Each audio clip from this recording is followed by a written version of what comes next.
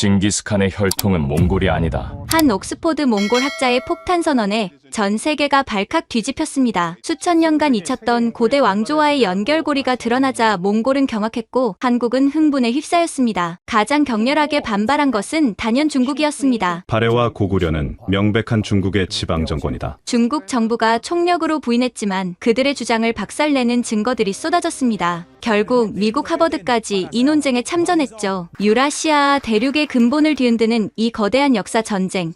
그 진실은 무엇일까요? 지금 바로 그 충격적인 역사 전쟁. 지금 시작합니다. 제 이름은 에르덴입니다. 28살, 몽골 외교관의 아들이죠. 어릴 때부터 저는 우리의 위대한 조상 징기스칸에게 매료되어 있었습니다. 12살 때 아버지가 런던 대사관에 발령받으면서 영국에서 자랐고 자연스럽게 옥스퍼드 대학 동양학부에 진학하게 되었죠. 에르덴, 너는 몽골인이면서 서양 교육을 받은 특별한 케이스야. 두 세계를 연결하는 다리가 되어라. 아버지의 말씀을 가슴에 새기고 저는 몽골 역사 연구에 매진했습니다. 특히 우리 민족의 기원, 징기스칸의 혈통에 관심이 많았죠. 몽골 비사를 수백 번 읽으며 우리 조상들의 이야기에 빠져들었습니다. 그러던 어느 봄날 오후였습니다. 옥스퍼드 보들리언 도서관 3층 동양학 자료실에서 13세기 페르시아 문헌을 읽고 있었죠. 그때 옆 테이블에서 한국 유학생들의 대화가 들려왔습니다. 야, 이거 봐. 발해가 926년에 멸망했잖아. 그때 왕족들이 다 어디로 갔을까? 글쎄, 대부분 요 나라에 흡수됐다고 하는데 일부는 북쪽으로 도망쳤다는 기록도 있어. 북쪽이면 몽골 초원 아니야? 순간 제 손이 멈췄습니다.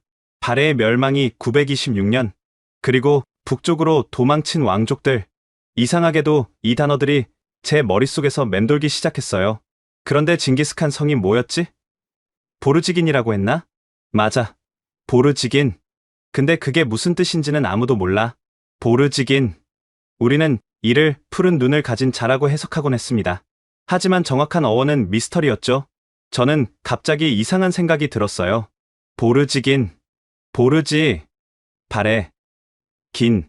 설마 보르지긴이 발해의 긴이라는 뜻은 아닐까?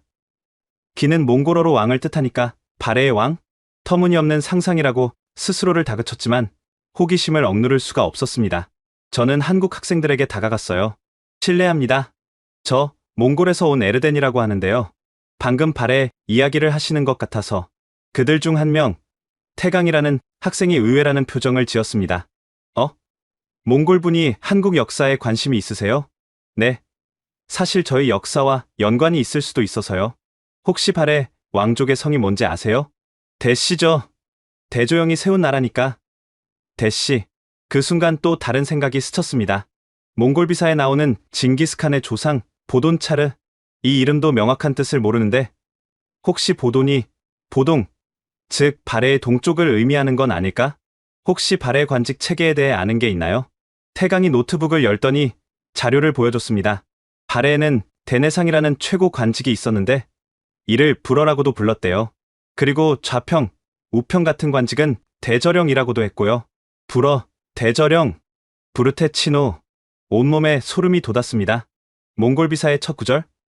높으신 하늘의 뜻으로 태어난 부르테 치노가 있었다에서 부르테 치노를 우리는 푸른 늑대라고 번역했죠. 하지만 만약 이게 늑대가 아니라 불어 대저령을 몽골식으로 음차한 것이라면 저는 도서관을 뛰쳐나가 기숙사로 달려갔습니다. 책상 위에 몽골 비사를 펼쳐놓고 처음부터 다시 읽기 시작했어요. 이번엔 완전히 다른 시각으로. 부르테 치노의 아내는 코아이 마랄이었다. 코아이 마랄은 흰 암사슴으로 번역되죠. 하지만 코아이, 고씨, 마랄은 몽골어로 사슴이지만 고대에는 귀인을 뜻하기도 했습니다. 그렇다면 코아이 마랄은 고씨 귀인? 미친 생각이라고? 억지라고 스스로를 타일렀지만 멈출 수가 없었어요. 다음날 새벽 저는 다시 도서관으로 향했습니다. 이번엔 더 깊은 곳. 일반 학생들은 잘 모르는 지하 2층 특별 열람실로 갔죠. 그곳을 지키는 사서는 엘리너라는 60대 여성이었습니다. 옥스퍼드에서 40년을 일한 베테랑이죠. 에르덴, 새벽부터 웬일이니? 또 몽골 비사 연구? 엘리너, 혹시 동양 고문서실에 미분류 문서가 있다고 들었는데요. 그녀의 표정이 묘하게 변했습니다. 누가 그런 얘기를 했니? 그냥 소문으로 들었어요. 13세기 페르시아나 중국 문헌 중에 몽골 관련된 것들이요. 엘리너는 잠시 망설이다가 낮은 목소리로 말했습니다. 따라와. 하지만 이건 우리 둘만의 비밀이야. 그 문서들은 조만간 중국 정부 요청으로 반환될 예정이거든. 지하 3층으로 내려가는 계단은 좁고 어두웠습니다. 곰팡이 냄새가 났죠. 철문을 열고 들어간 곳은 먼지로 가득한 창고 같은 공간이었어요. 여기 있는 건 19세기 말 영국 탐험가들이 중앙아시아에서 가져온 문서들이야. 제대로 분류도 안 됐고 대부분 아무도 읽지 않았지. 그녀가 한 상자를 가리켰습니다. 페르시아어로 된 문서들이야. 네가 페르시아어를 읽을 수 있다면? 저는 떨리는 손으로 상자를 열었습니다. 누렇게 변색된 양피지들이 쌓여 있었어요. 조심스럽게 한 장을 꺼내 펼쳤습니다. 일칸국 시대의 문서였죠. 그리고 저는 평생 잊을 수 없는 구절을 발견했습니다. 동방의 왕자 보르지는 해동의 멸망한 왕국에서 왔다. 그의 선조는 대시였으나 초원에서는 보르지긴이라 불렀다. 심장이 멎는 줄 알았어요. 보르지긴이 정말로 발해의 왕을 의미한다는 직접적인 증거였습니다. 엘리너, 이 문서 복사할 수 있을까요? 안 돼. 하지만 그녀가 주위를 둘러보더니 휴대폰을 꺼냈습니다. 빨리 찍어. 내가 망 봐줄게. 떨리는 손으로 문서를 촬영했습니다. 1장, 2장, 3장, 모두 15장이었어요. 바로 그때 복도에서 발소리가 들렸습니다. 엘리너의 얼굴이 창백해졌어요. 빨리 숨어. 이 시간에 여기 올 사람은 없는데. 발소리가 점점 가까워졌습니다. 엘리너가 재빨리 저를 책장 뒤로 밀어 넣었어요. 숨을 죽이고 있는데 낯선 남자 목소리가 들렸습니다. 미스 엘리너, 이른 아침부터 여기서 뭘 하시죠? 아, 윌슨 씨. 그냥 오래된 문서들 점검하고 있었어요. 혹시 동양 학생이 여기 온 것 아닙니까? 위층 CCTV에 찍혔던데요. 제 등줄기에 식은땀이 흘렀습니다. 엘리너가 침착하게 대답했어요. 아, 에르렌군요. 잠깐 자료 문의하러 왔다가 갔어요. 왜 그러시죠? 중국 대사관에서 연락이 왔습니다. 특정 문서들을 찾는 몽골 학생이 있다고요. 특히 일칸국 시대 페르시아 문서들을 조심하라고. 순간 제 호흡이 멈췄습니다. 중국이 벌써 제 움직임을 파악하고 있었던 거예요. 그런 문서는 우리가 보관하고 있지도 않잖아요. 윌슨 씨, 그래도 조심하세요. 중국 측에서 곧 전체 목록 점검을 요청할 예정이라고 합니다. 발소리가 멀어진 후에도 한참을 더 기다렸습니다. 엘리너가 저를 불러냈을 때 그녀의 얼굴은 심각했어요. 에르렌, 당장 여기서 나가. 그리고 오늘 밤 11시에 케블 카페에서 만나자. 혼자 와. 그날 하루가 어떻게 지나갔는지 모르겠어요. 강의도 귀에 들어오지 않았고 밥도 목구멍으로 넘어가지 않았습니다. 밤 11시, 케블 카페는 텅 비어 있었어요. 구석자리에 앉은 엘리너가 손짓했습니다. 에르덴, 내가 왜 너를 도와주는지 알아? 고개를 저었습니다. 40년 전 내가 젊은 사서였을 때 한 중국 학자가 왔었어. 그도 너처럼 뭔가를 찾고 있었지. 티베트와 위구르 문서들을 미친 듯이 뒤졌어. 그러다 갑자기 사라졌지. 나중에 알고 보니 중국 정부가 강제로 데려간 거였어. 그녀가 가방에서 봉투를 꺼냈습니다. 이건 내가 몰래 복사해둔 거야. 네가 찍은 문서보다 더 중요한 것들이지. 하지만 조건이 있어. 절대 출처를 밝히지 마. 그리고 중국이 너를 건드리기 전에 빨리 연구를 끝내. 봉투를 열어보니 아랍 문자로 빽빽하게 쓰인 문서 복사본이 20장 넘게 들어 있었습니다. 제목을 보는 순간 손이 떨렸어요. 몽골 왕가의 비밀 계보. 라시드 알딘. 라시드 알딘은 일칸국의 재상이자 역사가였죠. 그의 집사는 몽골 역사의 가장 중요한 원전 중 하나입니다. 하지만 이 문서는 공식 집사에 없는 내용이었어요. 징기스칸의 19대조는 동쪽 바다 넘어 나라의 왕자였다. 그 나라가 망하자 일족을 이끌고 서쪽으로 왔다. 몽골인들은 그를 보르지, 즉 발해의 왕이라 불렀다. 더 읽어 내려갔습니다. 보르지의 후손들은 자신들의 출신을 숨겼다. 하늘에서 내려온 풀은 늑대의 후손이라 칭했지만 실은 멸망한 동방 왕국의 마지막 왕족이었다. 기숙사로 돌아온 후 저는 다음날 새벽까지 문서를 번역했습니다. 페르시아어 사전을 뒤지고 고대 아랍 문자를 해독하느라 눈이 빠질 것 같았어요. 새벽 4시가 되자 누군가 제 방문을 두드렸습니다. 이 시간에 누가? 조심스럽게 문을 열었더니 한국 학생 태강이 서 있었어요. 얼굴이 창백했습니다. 에르덴, 큰일이야. 너 조심해야 해. 무슨 일이야? 중국 유학생의 애들이 너에 대해 수군거리는 걸 들었어. 무슨 문서를 훔쳤다고. 그리고 곧 너를 신고한다고. 심장이 철렁했습니다. 그리고 이것도 봐. 태강이 핸드폰을 보여줬어요. 중국 SNS에 제 사진이 올라와 있었습니다. 몽골 역사를 조작하려는 배신자라는 제목과 함께. 태강아, 부탁이 하나 있어. 이 USB를 맡아줄래? 만약 나한테 무슨 일이 생기면 한국 역사 교수님께 전해줘. 야, 무슨 소리야? 무슨 일이 생기다니? 바로 그때 복도에서 여러 명의 발소리가 들렸습니다. 새벽 4시에 이렇게 많은 사람이 움직일 리 없었어요. 태강아, 빨리 가. 뒷계단으로. 태강이 사라진 직후 문을 두드리는 소리가 요란하게 울렸습니다. 에르덴 씨? 보안실입니다. 문 좀 열어주시죠. 문을 열자 경비원 둘과 정체 모를 동양인 남자 셋이 서 있었어요. 무슨 일이시죠? 도서관에서 문서 도난 신고가 들어왔습니다. 협조해 주시죠. 그들이 제 방을 수색했습니다. 다행히 원본은 태강이 가져갔고 번역본은 제 노트북 숨긴 폴더에 있었어요. 깨끗하네요. 죄송합니다. 오해가 있었나 봅니다. 하지만 동양인 남자 하나가 중국어로 속삭였어요. 제가 중국어를 알아듣는 줄 모르고 일단 물러나자. 다른 방법을 쓰면 돼. 라고 말했습니다. 그들이 떠난 후 저는 더 이상 이곳이 안전하지 않다는 걸 깨달았습니다. 당장 짐을 싸서 다른 곳으로 피해야 했어요. 노트북과 필수품만 챙겨나가려는데 휴대폰이 울렸습니다. 엘리너였어요. 에르덴, 지금 당장 도서관으로 와. 정문 말고 북쪽 직원 출입구로. 서둘러. 새벽 5시, 캠퍼스는 안개에 쌓여 있었습니다.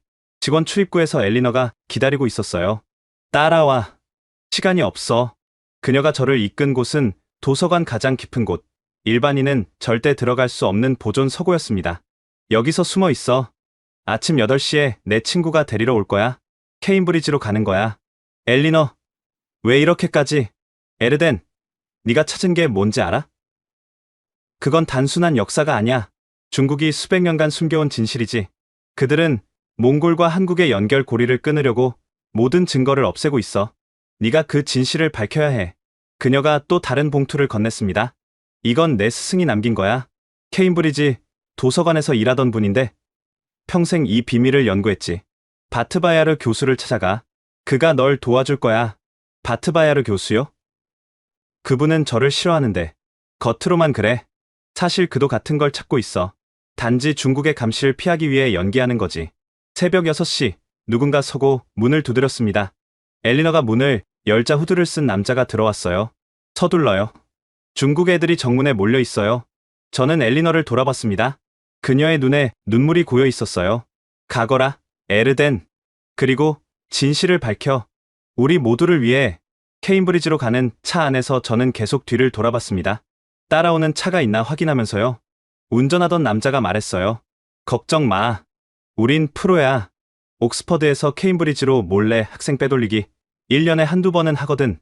농담인지 진담인지 모를 말이었지만 덕분에 긴장이 조금 풀렸습니다. 케임브리지 도착 후 저는 곧장 바트바야르 교수 연구실을 찾아갔습니다. 몽골 출신으로 서구 최고의 몽골학자가 된 그는 제게 우상이자 두려움의 대상이었죠. 에르덴이군. 옥스퍼드에서 쫓겨났다며? 차가운 목소리였습니다. 교수님, 저는... 앉아. 차나 마시면서 얘기하지. 그가 건넨 차는 몽골 전통 수태차였어요. 고향 냄새에 갑자기 눈물이 날 것 같았습니다. 엘리너가 전화했더군. 자네가 뭔가 대단한 걸 발견했다고. 저는 가방에서 문서 복사본을 꺼냈습니다. 교수님의 눈이 커졌어요. 이건 라시드 알딘의 비밀 기록이잖아. 어디서 구한 거야? 엘리너가 줬습니다. 그가 문서를 읽어 내려가면서 표정이 점점 진지해졌어요. 자네도 이게 무슨 의미인지 알겠지? 징기스칸이 발해 왕족이라니? 하지만 이것만으론 부족해. 더 많은 증거가 필요해. 그래서 제가 15개 언어를 배우려고 합니다. 교수님이 의외라는 표정을 지었어요. 15개 언어? 그게 가능하다고 생각하나? 각 언어권 문헌을 원문으로 읽어야 진실을 찾을 수 있습니다. 중국 사료, 페르시아 문헌, 아랍 기록, 러시아 문서, 티베트 경전, 만주 실록, 모든 증거를 모아야 합니다. 교수님은 잠시 생각하더니 고개를 끄덕였습니다. 미친 짓이지만 해볼 만하군. 좋아, 내가 도와주지. 하지만 경고하는데 이 길을 가면 돌아올 수 없어. 중국은 자네를 가만두지 않을 거야. 그날부터 지옥 같은 나날이 시작됐습니다. 새벽 4시에 일어나 만주어 수업. 오전에는 고대 터키어. 오후에는 아랍어. 저녁에는 티베트어. 주말에는 여진어와 거란어까지. 룸메이트가 된 독일 유학생 막스가 걱정스럽게 물었어요. 에르덴, 도대체 왜 이러는 거야? 네가 미쳐가는 것 같아. 진실을 찾아야 해, 막스. 우리 민족의 진짜 역사를. 무슨 진실? 징기스칸은 위대한 정복자야. 그것만으로 충분하잖아. 아니야. 우리가 어디서 왔는지, 우리가 누구인지 알아야 해. 만주어를 가르쳐준 왕 교수는 중국인이었지만 양심적인 학자였습니다. 에르덴, 만주어로 된 몽골 기록이 있어. 청나라 때 작성된 건데 거기 보면 흥미로운 내용이 있지. 그가 보여준 문서에는 이렇게 적혀 있었어요. 몽골 황금 시족은 스스로를 보르지긴이라 하는데 이는 동방에서 온 왕족을 뜻한다. 그들의 선조는 큰 나라가 망하자 서쪽으로 왔다. 거란어 문헌에서도 비슷한 기록을 찾았습니다. 발해가 망하자 대시 왕족 일부가 북으로 갔다. 그들은 몽골 부족과 혼인하여 새로운 시족을 이루었다. 하지만 가장 충격적인 발견은 티베트 불경에서였습니다. 라사에서 온 린첸 스님이 보여준 고문서에 이런 구절이 있었어요. 동방의 바다 너머에서 온 왕자가 있었다. 하늘은 그에게 초원을 주었고 그의 후손은 세계를 다스렸다. 여진어로 된 금사를 읽다가 또 다른 단서를 발견했습니다. 데야발의 후손이 북방 초원으로 갔다. 훗날 그들은 모든 부족을 통일했다. 데야발은 대조영의 동생이었죠. 발해 왕족이 확실했습니다. 아랍어 문헌도 뒤졌어요. 이븐 바투타의 여행기에 이런 구절이 있었습니다. 몽골인들은 자신들의 조상이 동쪽 끝에 뜨는 나라에서 왔다고 믿는다. 러시아어 문서도 중요했습니다. 18세기 러시아 탐험가의 기록이었죠. 부랴트족 장로가 말하기를 그들의 선조 보르지기는 발해국 왕자였다고 한다. 하지만 언어 공부는 정말 지옥이었어요. 하루에 4시간만 자고 나머지는 모두 공부에 매달렸습니다. 코피가 자주 났고 두통약 없이는 버틸 수 없었죠. 어느 날 새벽 도서관에서 공부하다 쓰러졌습니다. 깨어보니 병원이었어요. 막스가 옆에 있었습니다. 에르덴, 이제 그만해. 죽을 거야. 아니야. 계속해야 해. 이제 거의 다 왔어. 퇴원 후에도 공부는 계속됐습니다. 소그더, 위구르어, 탕구트어까지. 머리가 터질 것 같았지만 멈출 수 없었어요. 그러던 중 충격적인 소식이 들려왔습니다. 엘리너가 교통사고로 사망했다는 거였어요. 하지만 전 알고 있었습니다. 그게 단순한 사고가 아니라는 걸. 바트바야르 교수가 제 어깨를 잡았어요. 이제 정말 조심해야 해. 그들이 본격적으로 움직이기 시작했어. 교수님, 전 괜찮습니다. 이제 10개 언어를 읽을 수 있어요. 조금만 더 하면. 미친놈. 하지만 존경스럽군. 계속하게. 고대 한국어가 가장 어려웠습니다. 향찰, 이두, 구결. 한국인들도 읽기 어려워하는 고대 문자들이었죠. 서울에서 온 최태성 교수가 도와줬어요. 에르덴, 자네가 찾는 게 여기 있을지도 몰라. 그가 보여준 것은 고려사였습니다. 발해 유민이 고려로 많이 왔지만 왕족 일부는 북으로 갔다는 기록이 있어. 특히 대문예라는 인물이 일족을 이끌고 몽골로 갔다고. 대문예. 이 이름을 몽골식으로 발음하면 다문이. 몽골 비사에 나오는 징기스칸의 조상 중에 다문이 있었습니다. 산스크리트어 문헌에서도 단서를 찾았어요. 쿠샨 왕조 기록에 이런 구절이 있었죠. 북방 초원의 새로운 지배자들은 동쪽 바다 건너에서 왔다고 주장한다. 15개 언어를 통해 찾은 모든 기록이 한 곳을 가리키고 있었습니다. 징기스칸의 조상은 발해 왕족이었다는 것을. 언어 공부를 시작한 지 2년째 되던 날 드디어 마지막 언어인 파스파 문자를 해독할 수 있게 됐습니다. 원나라 때 쓰인 이 문자로 된 비밀 문서가 있었는데 거기엔 이렇게 적혀 있었어요. 우리 황금 시족의 비밀을 아는 자는 적다. 우리의 선조 보르지기는 발해의 마지막 왕자였다. 이 비밀은 영원히 지켜져야 한다. 2년간 15개 언어와 씨름한 끝에 저는 확신할 수 있었습니다. 하지만 이제 진짜 싸움이 시작될 거라는 것도 알고 있었죠. 다음 단계는 이 모든 증거를 학계에 발표하는 것이었습니다. 15개 언어를 마스터한 후 저는 다시 몽골 비사를 펼쳤습니다. 이번엔 완전히 새로운 눈으로 읽을 수 있었어요. 높으신 하늘의 뜻으로 태어난 부르테 치노가 있었다. 그의 아내는 코아이 마랄이었다. 부르테 치노. 이제 저는 이것이 늑대가 아니라는 확신이 들었습니다. 15개 언어로 교차 검증한 결과 부르테는 발해의 관직 불어의 음차였고 치노는 진왕을 뜻하는 거였어요. 발해의 불어, 진왕. 이것이 몽골 민족의 시조 푸른 늑대의 정체였습니다. 저는 이 발견을 정리해서 케임브리지 동양학 세미나에서 발표하기로 했습니다. 작은 세미나였지만 학계 거물들이 몇 명 참석한다고 들었어요.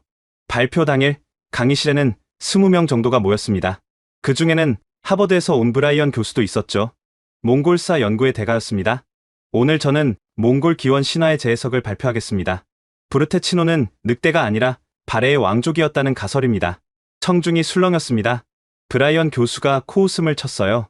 젊은이, 그건 너무 억지 아닌가? 부르테치노는 명백히 토템 신앙의 상징이야. 교수님, 페르시아 문헌을 보시죠.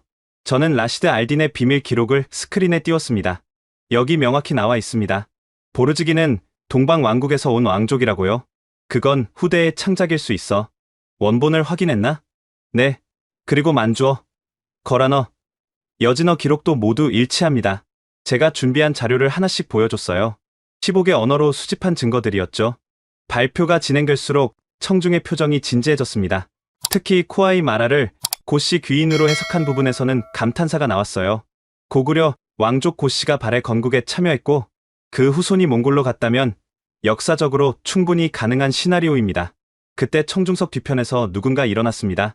한국에서 온 최태성 교수였어요. 흥미로운 발표네요. 실제로 한국 사료에도 비슷한 기록이 있습니다. 발해 멸망 때 왕족 일부가 북방으로 갔다는 최 교수님 말씀이 맞습니다. 고려사에 명확히 기록되어 있죠. 하지만 브라이언 교수는 여전히 회의적이었어요. 그래도 직접적인 증거는 부족해. 추측과 해석뿐이잖아. 바로 그때 바트바야르 교수가 손을 들었습니다. 브라이언, 내가 한 가지 보여줄 게 있네. 그가 서류 가방에서 낡은 문서를 꺼냈어요. 이건 내 할아버지가 소장하고 계셨던 거야. 몽골 왕족 비밀 계보야. 여기 보게. 문서를 확대한 화면이 스크린에 떴습니다. 몽골 전통 문자로 쓰여 있었죠. 부르테치노, 본명 대문에, 발해국, 왕자. 강의실이 순간 조용해졌습니다. 브라이언 교수의 얼굴이 창백해졌어요. 이건 불가능해. 최태성 교수가 일어섰습니다. 에르덴 군, 계속 연구해보게. 한국 학계도 적극 지원하겠네. 이건 단순한 학문적 발견이 아니야. 두 민족의 잃어버린 고리를 찾는 일이지. 세미나가 끝난 후 바트바야르 교수가 저를 불렀어요. 에르덴, 이제 진짜 위험이 시작될 거야. 중국은 이 사실이 퍼지는 걸 막으려 할 거고 몽골 보수파도 반발할 거야. 준비됐나? 네, 교수님. 진실을 위해서라면. 그날 밤 기숙사로 돌아오니 방이 엉망이 되어 있었습니다. 누군가 침입해서 뒤진 흔적이 역력했어요. 노트북도 사라졌고 연구 자료도 대부분 없어졌습니다. 막스가 달려왔어요. 에르덴, 너 무사해? 아까 동양인 몇 명이 너 방에 들어가는 걸 봤어? 다행히 중요한 자료는 클라우드에 백업해뒀고 원본은 교수님께 맡겨뒀습니다. 휴대폰이 울렸어요. 모르는 번호였습니다. 에르덴 군이지? 경고하는데 이 연구 그만둬. 안 그러면 가족이 위험할 거야. 누구세요? 전화는 끊어졌습니다. 그 순간 또 다른 전화가 왔어요. 몽골에 있는 어머니였습니다. 에르덴아, 오늘 이상한 사람들이 집에 왔었어. 네가 뭘 연구하는지 물어보더라. 심장이 철렁했습니다. 어머니, 당분간 이모 댁에 가 계세요. 제발요. 이제 정말 돌이킬 수 없는 강을 건넜다는 걸 알았습니다. 하지만 멈출 수는 없었어요.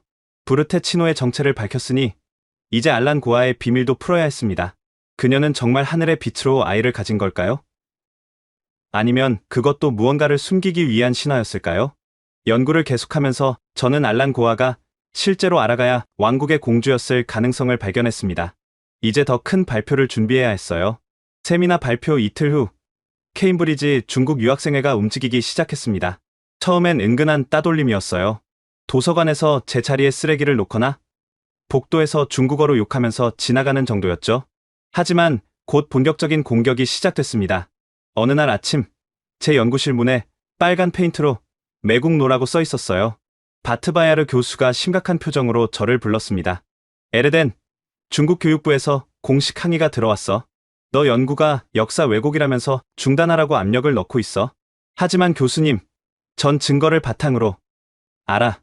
하지만 상황이 심각해. 케임브리지도 중국 유학생들 학비에 많이 의존하거든. 대학 차원에서도 부담스러워하고 있어.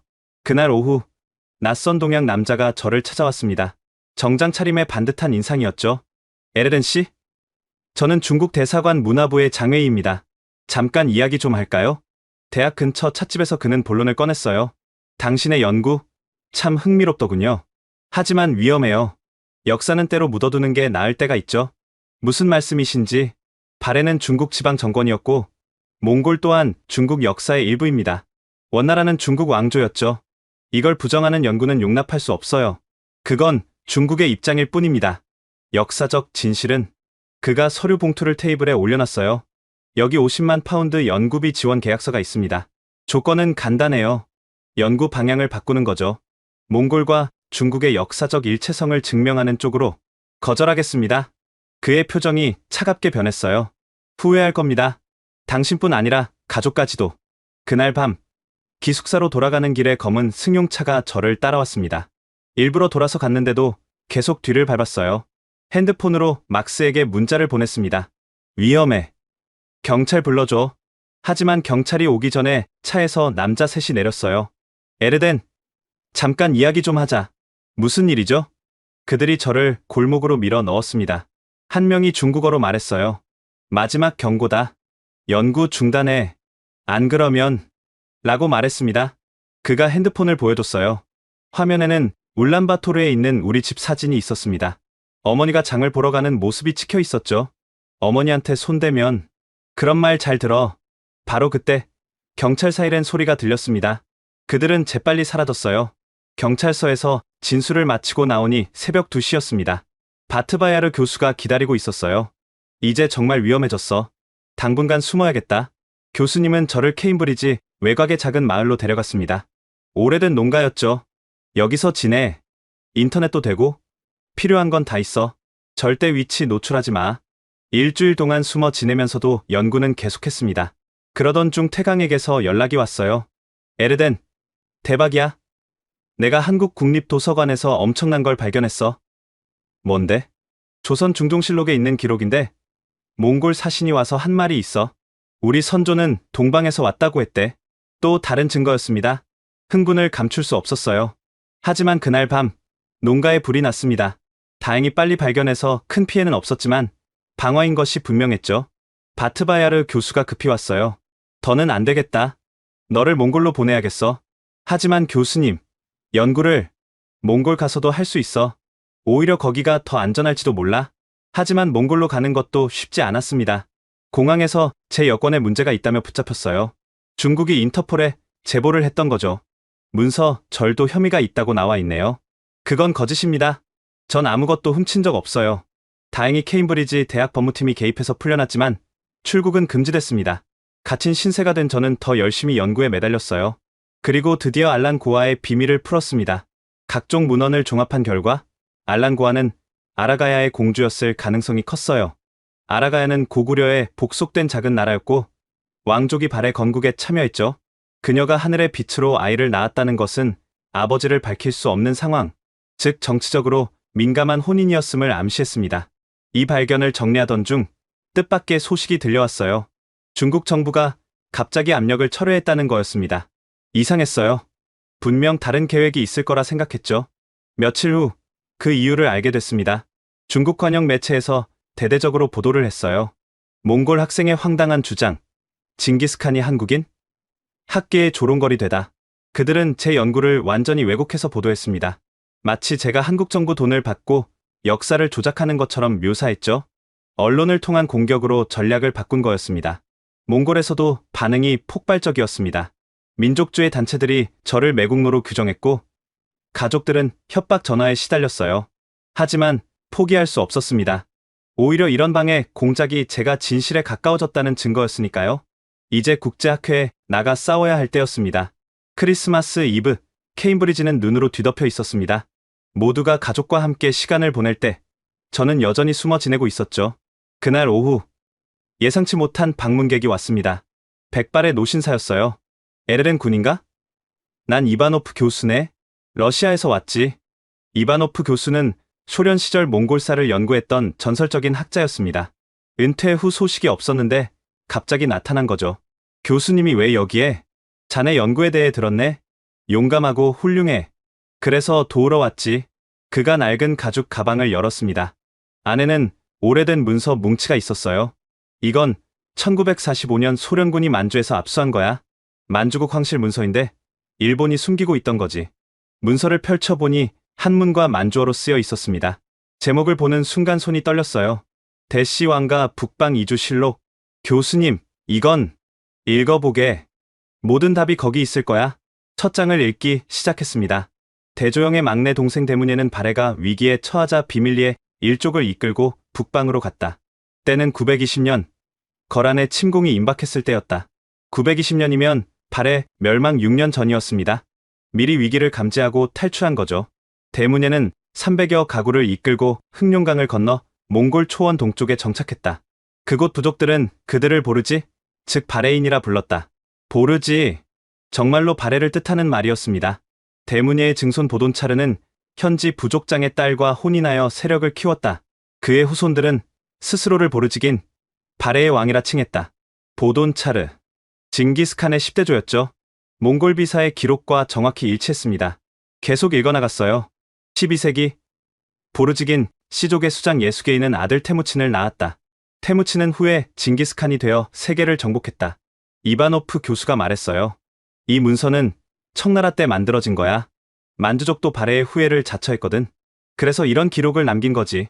하지만 왜 이게 비밀이었죠? 정치적 이유지.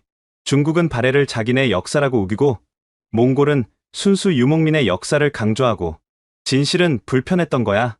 문서를 더 살펴보니 놀라운 내용이 또 있었습니다. 징기스칸 일족의 족보가 상세히 기록되어 있었는데 각 대마다 발해식 이름과 몽골식 이름이 병기되어 있었어요.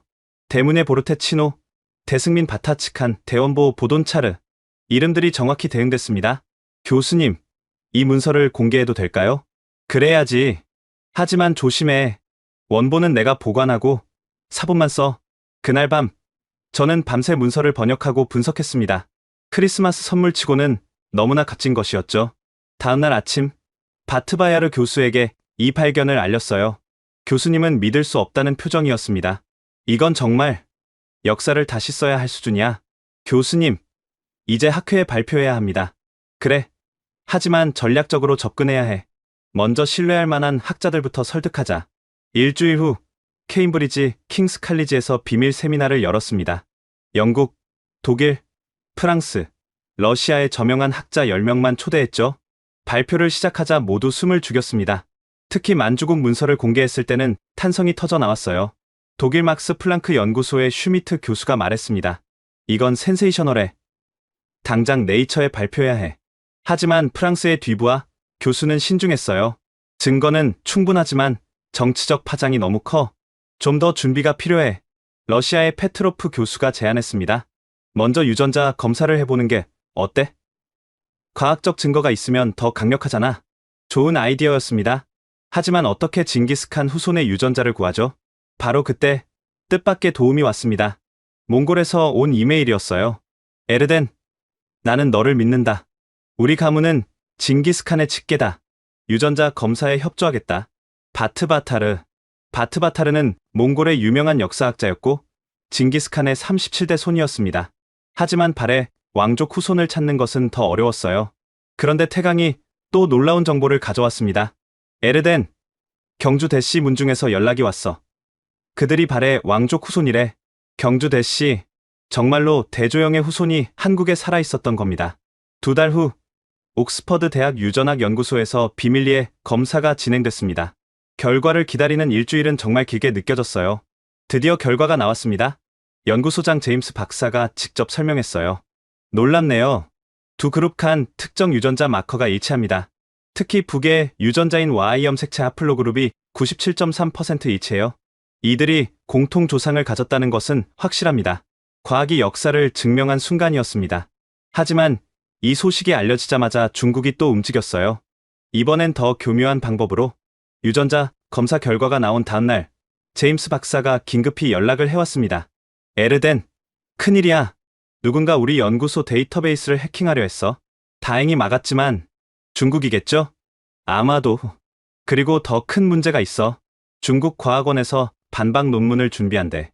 우리 데이터가 조작됐다고 주장할 거야. 하지만 우리에겐 비장의 카드가 있었습니다. 이바노프 교수가 또 다른 증거를 가져왔거든요. 1920년대 소련 과학자들이 몽골에서 수집한 유골이 있네. 징기스칸 일족 무덤에서 나온 거지. 정말요?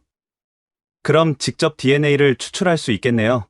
유골은 상트페테르부르크 인류학 박물관에 보관되어 있었습니다. 러시아 정부의 특별 허가를 받아 샘플을 채취할 수 있었죠. 3주 후 결과가 나왔습니다. 에르덴, 대박이에요. 제임스 박사가 흥분해서 말했어요. 유골의 DNA와 현대 샘플이 완벽히 일치해요. 더 놀라운 건 미토콘드리아 DNA 분석 결과. 동아시아 특정 지역, 바로 한반도 북부와 만주 일대의 특징을 보인다는 거예요. 이제 의심의 여지가 없었습니다. 과학이 모든 걸 증명했으니까요. 저는 이 결과를 정리해서 국제학술지에 투고하기로 했습니다. 하지만 그 전에 몽골 정부와 학계를 설득해야 했어요. 뜻밖에도 몽골 과학원에서 먼저 연락이 왔습니다. 에르덴, 울란바토르로 와주게. 자네 연구를 직접 듣고 싶네. 일주일 후 저는 4년 만에 고향 땅을 밟았습니다. 공항에는 경찰이 기다리고 있었어요. 체포되는 건가 싶었는데 그들은 저를 보호하러 온 거였습니다. 몽골 과학원 대강당은 꽉 찼습니다. 정부 관료, 학자, 언론인, 심지어 일반 시민들까지 왔어요. 발표를 시작하기 전 저는 몽골어로 말했습니다. 저는 우리 민족을 욕되게 하러 온 게 아닙니다. 오히려 더 위대한 역사를 찾아왔습니다. 2시간에 걸친 발표 동안 청중은 숨소리조차 내지 않았어요. DNA 증거를 제시했을 때는 여기저기서 탄성이 터졌습니다. 발표가 끝나자 한 노인이 일어섰어요. 몽골의 가장 존경받는 역사학자 뭉우바트 교수였습니다. 에르덴, 자네가 올래? 사실 우리도 알고 있었어. 우리 조상이 동쪽에서 왔다는 전설이 있거든. 단지 인정하기 싫었을 뿐이지. 그의 인정은 큰 전환점이 되었습니다. 하지만 중국의 반격도 만만치 않았어요. 그들은 국제학회에서 조직적으로 제 연구를 공격했습니다. DNA 검사는 조작될 수 있다. 발해는 중국의 지방 정권이었다. 몽골 제국도 중국 역사의 일부다. 그때 한국 학자들이 나섰습니다. 최태성 교수를 비롯한 20명의 교수가 공동 성명을 발표했죠. 에르덴의 연구는 과학적이고 객관적이다. 우리는 그의 발견을 전적으로 지지한다. 일본 학자들도 동참했고 미국과 유럽 학계도 지지 성명을 냈습니다. 중국은 점점 고립되어 갔어요. 파리소르본 대학에서 열린 국제중앙아시아 학회. 500명이 넘는 학자들이 모인 대규모 학회였습니다. 제 발표는 마지막 날 메인 세션에 배정됐어요. 징기스칸의 뿌리 발해에서 몽골까지. 강단에 오르기 전 바트바야르 교수가 제 어깨를 잡았습니다. 에르덴, 오늘이 결전이야. 중국이 총력을 다해 공격할 거야. 하지만 진실은 너 편이니까 두려워하지 마. 발표를 시작하자 맨 앞줄에 앉은 중국 학자들이 일제히 팔짱을 꼈습니다. 북경대 왕페이 교수가 이끄는 20명의 공격 부대였죠. 저는 차분히 시작했습니다. 15개 언어로 수집한 문헌 증거, 만주국 황실 문서, 그리고 DNA 분석 결과까지. 30분간의 발표가 끝나자 왕페이 교수가 벌떡 일어났어요. 터무니없는 주장입니다. 발해는 말갈족이 세운 나라고 그들은 후에 여진족이 되어 금나라를 세웠죠. 중국 역사의 일부입니다. 왕 교수님, 발해 왕족은 고구려계였습니다. 이건 중국 사서에도 명확히 나와 있죠. 그래도 발해는 당나라에 조공을 바쳤습니다. 중국의 지방 정권이었어요. 그때 러시아 학자 페트로프가 일어났습니다. 왕 교수, 조공 관계가 복속을 의미하진 않습니다. 그럼 조선도 중국이었나요? 청중석에서 웃음이 터졌어요. 왕 교수의 얼굴이 빨개졌습니다. 하버드의 브라이언 교수가 손을 들었어요. 예전엔 저를 비판했던 사람이죠. 에르덴, 나는 너 연구에 회의적이었어. 하지만 이제는 인정해야겠어. 증거가 너무 명확해. 특히 DNA 결과는 부정할 수 없지. 그의 지지는 큰 힘이 됐습니다. 그런데 갑자기 왕 교수가 충격적인 주장을 했어요. 그래, 100번 양보해서 징기스칸이 발해 후손이라 치자. 그래도 발해는 중국이니까 징기스칸도 중국인이다. 순간 장내가 술렁였습니다. 몽골 대사가 벌떡 일어났어요. 무슨 헛소리입니까? 징기스칸은 몽골인입니다. 한국 대사도 일어났습니다. 발해는 고구려를 계승한 독립국이었습니다. 중국이 아니에요. 상황이 험악해지자 학 회장이 중재에 나섰어요. 모두 진정하세요. 이건 학술 토론입니다. 그때 프랑스의 원로 학자 피에르 교수가 일어났습니다. 90세가 넘은 전설적인 동양학자였죠. 여러분, 역사는 누구의 소유물이 아닙니다. 징기스칸이 발해 후손이든 아니든 그는 인류 전체의 역사입니다. 중요한 건 진실을 밝히는 거죠. 그리고 에르덴이 제시한 증거는 매우 설득력 있습니다. 그의 말에 박수가 터졌어요. 이어서 일본 교토대 하시모토 교수가 폭탄 발언을 했습니다. 사실 우리도 비슷한 문서를 갖고 있습니다. 일본 황실 도서관에 보관된 몽골 왕실 족보가 있는데 거기에도 징기스칸 조상이 고려에서 온 왕자라고 기록되어 있습니다. 이 발언에 중국 측은 완전히 당황했어요. 왕페이 교수가 소리쳤습니다. 그건 일본이 조작한 거다. 만주 침략을 정당화하려고. 하지만 하시모토 교수는 침착했어요. 이 문서는 1592년 임진왜란 때 조선에서 가져온 겁니다. 조작할 이유가 없죠. 학회는 완전히 제 편으로 돌아섰습니다. 투표 결과 제 연구를 공식 인정하기로 했어요. 왕페이 교수가 중국 대표단을 이끌고 퇴장하면서 외쳤습니다. 이건 역사 왜곡이다. 중국은 절대 인정하지 않을 것이다. 하지만 이미 대세는 기울었어요. 학회가 끝난 후 놀라운 일이 일어났습니다. 몽골 대통령이 직접 전화를 했어요. 에르덴, 자네는 우리 민족의 자랑이네. 더 위대한 역사를 찾아줘서 고맙네. 파리 학회 일주일 후 하시모토 교수에게서 비밀 초청장이 왔습니다. 에르덴 군, 교토로 와주게. 자네가 봐야 할 것이 있네. 하지만 극비리에 와야 하네. 일본 입국도 쉽지 않았어요. 중국이 압력을 넣어서 비자가 거부됐거든요. 결국 관광 비자로 몰래 들어갔습니다. 교토의 어느 전통 료칸에서 하시모토 교수를 만났어요. 에르덴, 내가 보여줄 건 일본 황실에서도 극소수만 아는 비밀이야. 1592년 임진왜란 때 조선 왕실에서 가져온 문서인데 그동안 한 번도 공개된 적이 없지. 그가 이끈 곳은 교토 어소, 즉 옛 황궁이었습니다. 특별 허가를 받아 비밀 서고에 들어갔어요. 여기 있는 문서들은 국보급이야. 특히 이것 봐. 그가 보여준 건 낡은 한지에 쓰인 족보였습니다. 제목이 충격적이었어요. 대시 왕가 몽골 이거록, 조선에서 작성된 발해 왕족의 몽골 이주 기록이었습니다. 이건 고려 때 만들어진 거야. 발해 유민이 고려로 올 때 가져온 거지. 내용을 읽어보니 더 놀라웠어요. 대조영의 막내 동생 대문에 자는 보르테 920년 3월 거란의 침입을 피해 300호를 이끌고 북방으로 감. 이후 몽골 부족과 합쳐져 보르직인 시족을 이루다. 보르테, 부르테 친호의 다른 표기였습니다. 계속 읽어나갔어요. 대문예의 사대손 보돈차르, 현지 부족장의 딸 알란과 혼인. 알란은 아라가야 왕족 출신으로 어릴 때 북방으로 이주한 자라. 알란 고아의 정체까지 명확히 나와 있었습니다. 보돈차르의 구대손 태무친, 1162년생, 후에 징기스칸이 되어 천하를 통일하다. 완벽한 계보였어요. 대문예에서 징기스칸까지 14대가 정확히 기록되어 있었습니다. 하시모토 교수가 말했어요. 이 문서를 공개하면 큰 파장이 일 거야. 하지만 진실은 밝혀져야 하지 않겠나? 교수님, 이걸 촬영해도 될까요? 안 돼. 황실 규정상 불가능해. 하지만 그가 작은 수첩을 꺼냈어요. 내가 필사해둔 게 있네. 가져가게. 밖으로 나오려는데 갑자기 경비원들이 나타났습니다. 신분증 확인하겠습니다. 하시모토 교수가 당황했어요. 평소엔 이런 일이 없었거든요. 무슨 일인가? 중국 대사관에서 수상한 외국인이 황실 문서를 노린다고 제보가 왔습니다. 순간 긴장이 흘렀어요. 하지만 하시모토 교수가 침착하게 대응했습니다. 이 사람은 내 제자야. 함께 연구하러 온 거지. 다행히 그들은 물러났지만 우리는 서둘러 자리를 떴어요.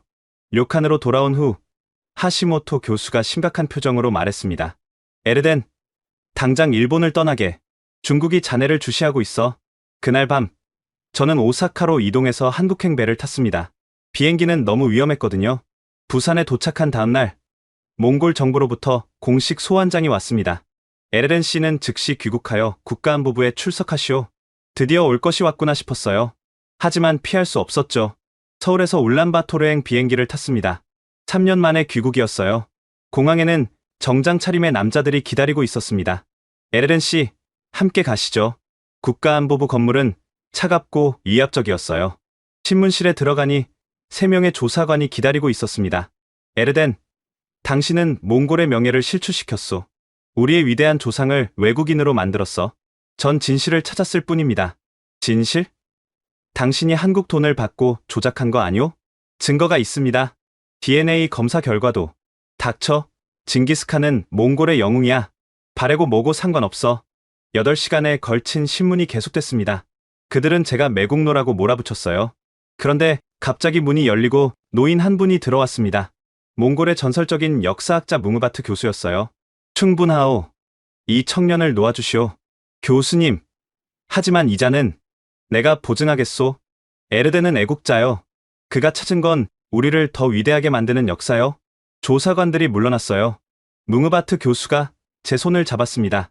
에르덴, 미안하네. 하지만 이해해주게. 그들도 혼란스러운 거야. 교수님은 저를 자택으로 데려갔어요. 사실 나도 알고 있었네. 우리 조상이 동쪽에서 왔다는 것을. 내 스승도 그렇게 말씀하셨지.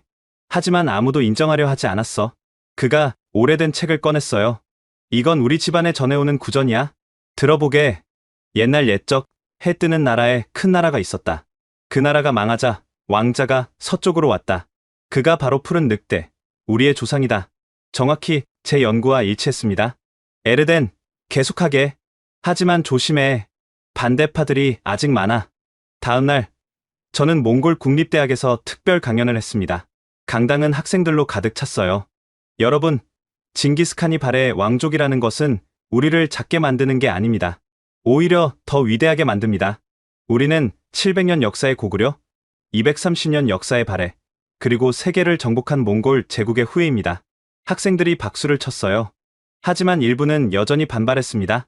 그래도 우린 몽골인이야. 한국인이 아니라고. 맞습니다. 우린 몽골인입니다. 하지만 우리의 뿌리를 아는 것도 중요합니다. 강연이 끝난 후 한 할머니가 다가왔어요. 젊은이, 고맙네. 우리 집안 어른들도 늘 그런 얘기를 했어. 우리 조상이 해 뜨는 곳에서 왔다고. 몽골에서 돌아온 일주일 후 한국국립중앙박물관에서 연락이 왔습니다. 에르덴 선생님, 특별 초청하고 싶습니다. 저희가 보관 중인 자료 중에 선생님이 꼭 보셔야 할 것이 있습니다. 서울 용산의 국립중앙박물관 관장실에서 김태영 관장이 기다리고 있었어요. 에르덴 선생, 당신의 연구에 깊은 감명을 받았습니다. 그리고 우리가 도울 수 있을 것 같아요. 그가 안내한 곳은 일반인은 들어갈 수 없는 특별 수장고였습니다. 이건 조선왕조실록 별록입니다. 일반 실록에는 없는 비밀 기록이죠. 한 권을 펼쳐 보여줬어요. 세종실록 별록이었습니다. 세종 15년 함경도에서 올라온 보고서예요. 읽어보세요. 두만강 넘어 야인 중에 대씨 성을 가진 자들이 있다. 그들은 스스로를 발해 왕손이라 하며 일족이 서쪽 몽골로 갔다고 한다. 또 다른 기록도 있었어요. 성종 8년 명나라 사신이 전하기를 몽골 부족 중에 보르지긴이라는 시족이 있는데 그들이 동방에서 왔다고 주장한다. 김 관장이 말했어요. 더 중요한 게 있습니다. 이리 오세요. 또 다른 방으로 안내됐어요. 거기엔 오래된 족보들이 있었습니다. 경주 대씨 족보입니다. 그런데 특별한 기록이 있어요. 족보 말미에 작은 글씨로 쓰인 메모가 있었습니다. 북으로 간 일족 대문에 일가 300호, 대승윤 일가 200호, 대원보 일가 150호. 이들은 몽골 땅에서 크게 번성하였다 한다. 정확한 숫자까지 기록되어 있었어요. 이게 언제 작성된 건가요? 고려 말입니다. 발해 멸망 400년 후에도 기억하고 있었던 거죠. 김 관장이 제안했어요. 에르덴 선생, 한국과 몽골이 공동 연구를 하면 어떨까요? 우리도 잃어버린 역사를 찾고 싶습니다. 좋은 제안이었지만 위험도 있었어요. 중국이 가만히 있지 않을 겁니다. 알고 있습니다. 하지만 진실은 밝혀져야죠. 그날 오후 청와대에서 연락이 왔어요. 대통령이 직접 만나고 싶다는 거였습니다. 집무실에서 만난 대통령은 따뜻하게 맞아줬어요. 에르덴 선생, 당신은 두 나라의 잃어버린 고리를 찾아줬습니다. 한국 정부는 전폭적으로 지원하겠습니다. 하지만 바로 다음 날 중국이 반격했어요. 중국 외교부가 성명을 발표했습니다. 한국이 역사 왜곡에 가담하고 있다. 발해는 중국사이고 몽골 또한 중국의 일부였다. 한국은 즉각 이런 조작을 중단하라. 한국 외교부도 반박했어요. 역사적 진실을 밝히는 것이 왜곡인가? 중국이야말로 동북공정으로 역사를 조작하고 있다. 국제적 논란이 커지자 유엔 교육과학문화기구가 개입했습니다. 객관적 조사를 위해 국제학술위원회를 구성하겠다. 국제 논란이 한창일 때 카자흐스탄에서 놀라운 소식이 전해졌습니다. 알타이 산맥에서 10세기 무덤이 발견됐는데 발해 양식과 몽골 양식이 섞여 있다. 카자흐스탄 고고학연구소의 누르술탄 박사가 직접 연락을 해왔어요. 에르덴, 당신이 와서 봐야 해. 이건 당신 연구를 완벽하게 증명하는 증거야. 일주일 후 저는 알마티를 거쳐 알타이 산맥 기슭의 발굴 현장에 도착했습니다. 해발 2500m의 고원, 바람이 세차게 불었어요. 여기 봐. 누르술탄이 발굴 구덩이를 가리켰어요. 무덤은 돌로 만든 석실묘였는데 구조가 특이했습니다. 발해식 벽돌 구조 위에 몽골식 돌무덤이 덮여 있었어요. 부장품이 더 놀라워. 그가 보여준 건 황금관이었습니다. 발해 특유의 연꽃 문양과 몽골의 늑대 문양이 함께 새겨져 있었어요. 그리고 이것 봐. 작은 금속판에 문자가 새겨져 있었는데 거란 문자와 고대 터키 문자가 섞여 있었습니다. 제가 해독해보니 충격적인 내용이었어요. 대승윤, 발해의 왕가의 후손, 이곳에 잠들다. 그의 자손은 서쪽으로 가 큰 부족이 되리라. 대승윤, 경주 대씨 족보에 나온 그 이름이었습니다. DNA 검사도 했어. 누르술탄이 보고서를 보여줬어요. 시신의 유전자가 현대 몽골인, 그리고 한국인과 일치해. 특히 Y염색체가 너희가 검사한 것과 똑같아. 완벽한 증거였습니다. 시기, 장소, 유물, DNA까지 모든 것이 일치했어요. 국제 발굴팀이 도착했고 언론도 몰려왔습니다. CNN, BBC, NHK 등 세계 주요 방송사가 모두 왔어요. 발굴이 계속되면서 더 많은 무덤이 발견됐습니다. 총 12개의 무덤에서 비슷한 양식과 유물이 나왔어요. 그중 하나에서 룬 문자로 쓰인 비문이 발견됐는데 거기엔 이렇게 적혀 있었습니다. 동방의 왕이 왔다. 그가 이끈 무리는 초원의 주인이 되었다. BBC 기자가 인터뷰를 요청했어요. 에르덴 박사, 이 발견이 무엇을 의미합니까? 이것은 10세기 발해 왕족이 실제로 서쪽으로 이주했고 그들이 후에 몽골 제국 건설의 주역이 되었음을 보여줍니다. 중국의 반박에 대해선 어떻게 생각하십니까? 과학적 증거가 모든 것을 말해줍니다. 이건 정치가 아니라 역사입니다. 카자흐스탄 발굴 소식은 전 세계를 뒤흔들었습니다. 유네스코는 긴급 학술 대회를 소집했어요. 장소는 파리 유네스코 본부. 대회 일주일 전 놀라운 일이 일어났습니다. 몽골 대통령이 직접 참석하겠다고 발표한 거예요. 나는 우리 민족의 진정한 역사를 듣고 싶다. 그것이 무엇이든 받아들일 준비가 되어 있다. 한국 대통령도 참석을 결정했고 중국은 부총리를 보냈습니다. 대회 당일 2,000석 규모의 대강당이 꽉 찼어요. 세계 각국의 학자, 정치인, 언론인들이 모였죠. 저는 떨리는 마음으로 단상에 올랐습니다. 존경하는 참석자 여러분, 오늘 저는 1100년 동안 숨겨졌던 진실을 말씀드리겠습니다. 2시간에 걸친 발표였어요. 문헌 증거, DNA 분석, 그리고 카자흐스탄 발굴 결과까지. 특히 대형 스크린에 징기스칸 초상화와 발해 왕족 복원도를 나란히 띄웠을 때는 장내가 술렁였습니다. 발표가 끝나자 중국 대표가 일어났어요. 이것은 과학을 가장한 정치적 음모다. 중국은 절대 인정하지 않는다. 하지만 국제학술위원회 위원장이 말했습니다. 증거는 명확합니다. 과학은 거짓말하지 않죠. 투표가 시작됐어요. 193개국 대표가 참여했습니다. 결과는 압도적이었어요. 168개국이 찬성, 15개국이 반대, 10개국이 기권. 유네스코 사무총장이 선언했습니다. 에르덴 박사의 연구를 공식 인정합니다. 징기스칸의 조상이 발해 왕족이었다는 것은 역사적 사실입니다. 순간 장내가 박수로 가득 찼어요. 몽골 대통령이 단상으로 올라왔습니다. 에르덴, 당신은 우리에게 더 위대한 역사를 선물했습니다. 우리는 단순한 유목민이 아니라 천년 왕조의 후예였던 것입니다. 한국 대통령도 말했어요. 오늘은 한국과 몽골이 형제임을 확인한 역사적인 날입니다. 중국 대표단은 항의의 표시로 퇴장했지만 아무도 신경 쓰지 않았어요. 대회가 끝난 후 각국 언론이 대서특필했습니다. 세기의 발견, 징기스칸은 한국 고대 왕국의 후예였다. DNA가 밝힌 진실, 몽골과 한국은 한 뿌리, 중국 동북공정, 완전히 무너지다. 하지만 가장 감동적인 건 몽골과 한국 시민들의 반응이었어요. 유네스코 대회 한 달 후 울란바토르에서 역사적인 행사가 열렸습니다. 한몽 역사공동위원회 출범식이었죠. 수우바타르 광장에 10,000명이 넘는 시민이 모였어요. 한국과 몽골 국기가 나란히 휘날렸습니다.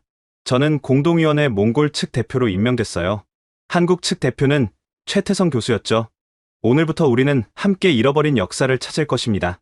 첫 프로젝트는 고비 사막에 발해 몽골 기념비를 세우는 것이었어요. 건립 위치를 정하러 갔을 때 놀라운 일이 일어났습니다. 현지 유목민 장로가 우리를 불렀어요. 당신들이 찾는 곳을 알아. 우리 조상 대대로 동쪽에서 온 왕의 땅이라고 부르는 곳이 있어. 그가 안내한 곳에는 오래된 돌무더기가 있었고 거기서 발해의 기와 조각이 발견됐어요. 6개월 후 기념비 제막식이 열렸습니다. 30m 높이의 웅장한 비석에는 몽골어, 한국어, 영어로 이렇게 새겨졌어요. 여기 1000년 전 발해의 왕자들이 새로운 역사를 시작한 곳. 그들의 후손 징기스칸이 세계를 정복하다. 더 감동적인 건 징기스칸 직계 후손과 경주 대씨 문중의 역사적 만남이었습니다. 몽골의 바트바타르와 한국의 대종섭 문중 회장이 만났을 때 두 사람은 말없이 포옹했어요. 1000년 만의 재회입니다. 우리는 한 핏줄이었군요. 이 만남은 전 세계에 생중계됐고 많은 이들에게 감동을 줬습니다. 저는 작년부터 울란바토르 대학 교수가 되어 학생들을 가르칩니다. 결혼도 했어요. 아내는 한국인 역사학자 윤서연입니다. 파리학회에서 만났죠. 우리 아들이 태어났을 때 이름을 진명이라고 지었어요. 몽골어로는 진실, 한국어로는 밝은 생명을 뜻합니다. 올해는 흥미로운 프로젝트가 시작됐어요. 한국 기업들이 몽골에 대규모 투자를 시작했고 바레몽골 실크로드라는 관광 루트를 개발했습니다. 바레 수도 상경성터에서 시작해 몽골 초원을 거쳐 징기스칸 생가까지 이어지는 코스였죠. 첫 관광단이 왔을 때 한 할머니가 울면서 말했어요. 내 평생 소원이 몽골 오는 거였어. 이제야 우리 조상의 발자취를 따라왔네. 이제 한국과 몽골의 관계는 그 어느 때보다 가까워졌고 양국 청년들이 서로의 언어와 문화를 배우고 있습니다. 중국도 결국 입장을 바꿨어요. 압도적인 국제 여론 앞에서 더 이상 부정할 수 없었죠. 오늘 아침 아들 진명이 물었어요. 아빠, 우리가 누구예요? 저는 아들을 안고 창밖을 내다봤습니다. 끝없는 몽골 초원이 펼쳐져 있었어요. 우리는 고구려의 용맹을 이어받고 발해의 지혜를 간직하며 몽골의 대륙을 품은 사람들이란다. 그럼 우리가 제일 대단한 거예요? 아니야.